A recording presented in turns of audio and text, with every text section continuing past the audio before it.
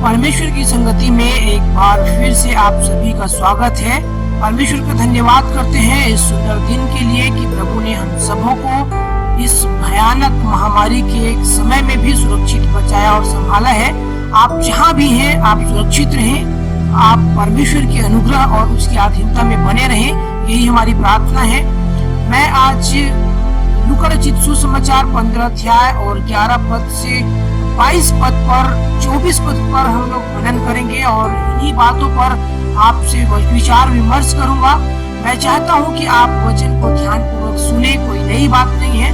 बहुत बार आपने इन वचनों को सुना होगा, निश्चित तौर से एक बार फिर से आप इसमें नई आशीषों को पा सकेंगे, क्योंकि वचन इसी बात को बताती है कि जब भी हम उस पर विचार करते हैं और मनन करते हैं, हर बार वो हमारे लिए नया होता है। परमेश्वर का धन्यवाद हो। इससे पहले कि हम उड़ाऊ पुत्र के विषय में लूका रचित सुसमाचार 15 अध्याय और 11 पद से 24 पद में पढ़ें, इससे पहले हम उस भूमिका को जाने कि आखिर इस दृष्टांत में यीशु मसीह ने कौन सी बातें मुझे और आपको सिखाने के लिए चाही है। क्या चाहता है यीशु मसीह इस दृष्टांत से मैं और आप अपने जीवन में बदलाव को लेकर आए। यहाँ पर हम लोग देखते हैं कि एक पिता और पुत्र के विषय में दृष्टांत है। पिता कौन है और वो उड़ाऊ पुत्र कौन है। दो पुत्र यहाँ पर पाते हैं। पिता का 2 पुत्र हैं और पहला जो पुत्र है बड़ा पुत्र है और वो पिता के साथ बना रहता है, परंतु जो छोटका पुत्र है वो पिता के पास जाकर अपने हक को मांगता है और संपत्ति में से बंटवारा करके वो दूर देश को चला जाता है। अब सवाल यहाँ पर ये आता है कि ये पिता आखिर कौन है। क्या यीशु मसीह संसारिक बातों को समझाना और सिखाना चाहता है?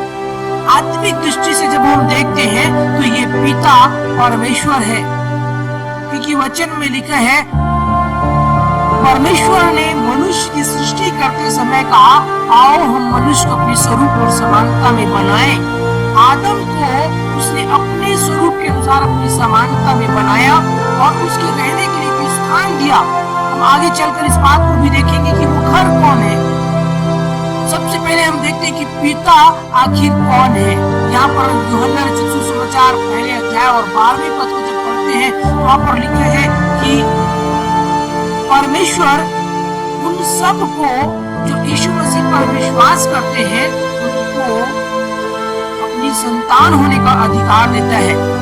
और जब हम रोमियो की पुस्तक को पढ़ते हैं 8 अध्याय और 15 पद को, तो वहाँ पर लिखा है कि हमको लेपालकपन की आत्मा मिली है, जिसके कारण हम उसे हे अब्बा और हे पिता कहकर पुकार सकते हैं।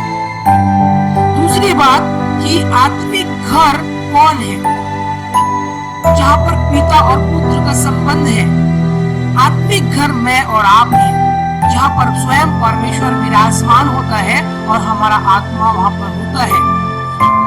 पहला कुरिन्थियों 3 अध्याय 16 पद में लिखा है, क्या तुम नहीं जानते कि तुम्हारी देह पवित्र आत्मा का मंदिर है और मेरी आत्मा उसमें वास करता है। अर्थात हमारे ही हृदय में, हमारे ही देह में परमेश्वर का आत्मा वास करता है, क्योंकि हम उसके मंदिर हैं, उसके बनाए हुए घर हैं। और हम पाते हैं कि जब तक आदम बनाया नहीं गया, जब तक उसके शरीर में, उसके नाक में जीवन की श्वास न फूंक दी गई, तब तक वो परमेश्वर में था। वो परमेश्वर में से अलग हुआ और आज वो संसार में है। अर्थात पिता के घर मैं और आप हैं। जब हम आगे देखते हैं पहला पत्रस 2 अध्याय 5 पद में लिखा है, तुम भी आप जीवते पत्थरों की नहीं आत्मिक घर बनते जाते हो।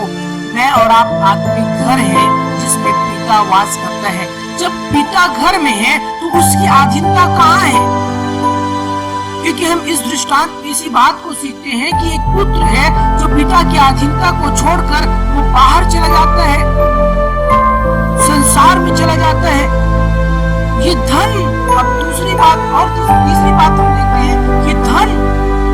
पहली चीज हम सीखे कि पिता कौन है, दूसरा उस पिता का घर कौन है, और तीसरी बात इस पिता का पुत्र कौन है। और चौथी बात फिर हम ये देखेंगे कि वो धन कौन सा है जिसको लेकर पुत्र अलग हो जाता है। पुत्र मैं और आप हैं।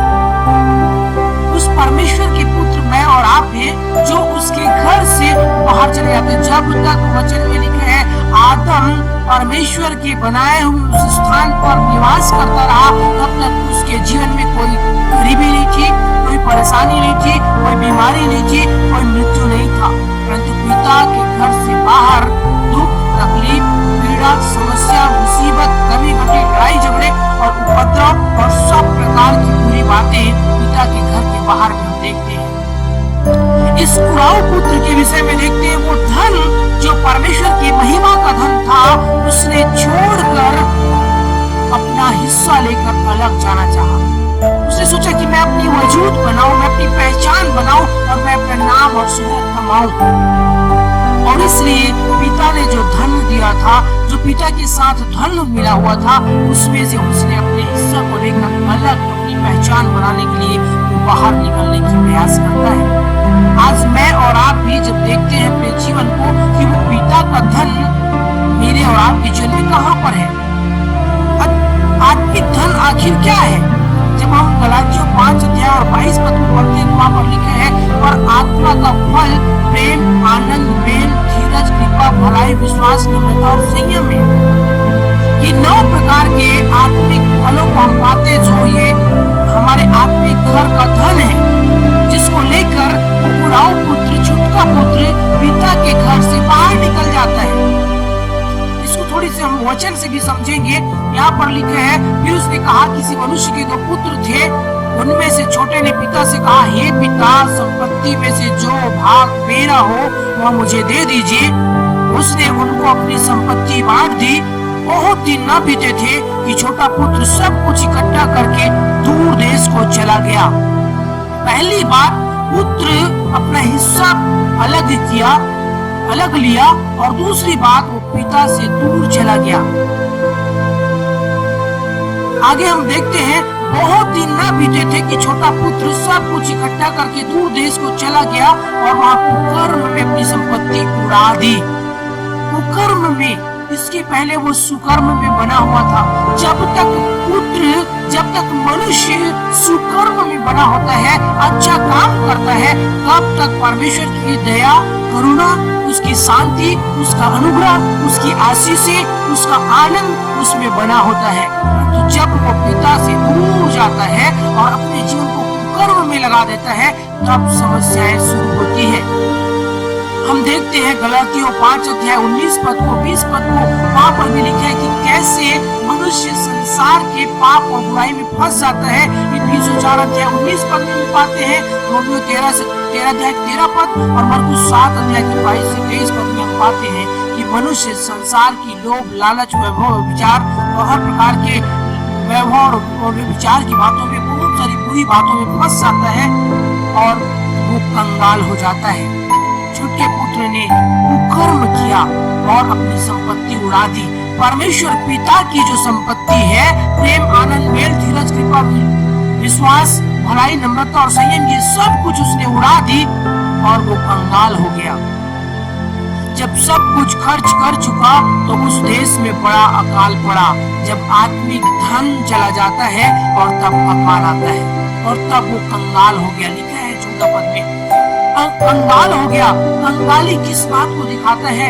जब आप प्रकाशित वाक्य को पढ़ेंगे और प्रकाशित वाक्य पढ़ेंगे आप 3 अध्याय और 17 पद में, वहां पर लिखा है कि मनुष्य का आत्मिक धन खो गया है।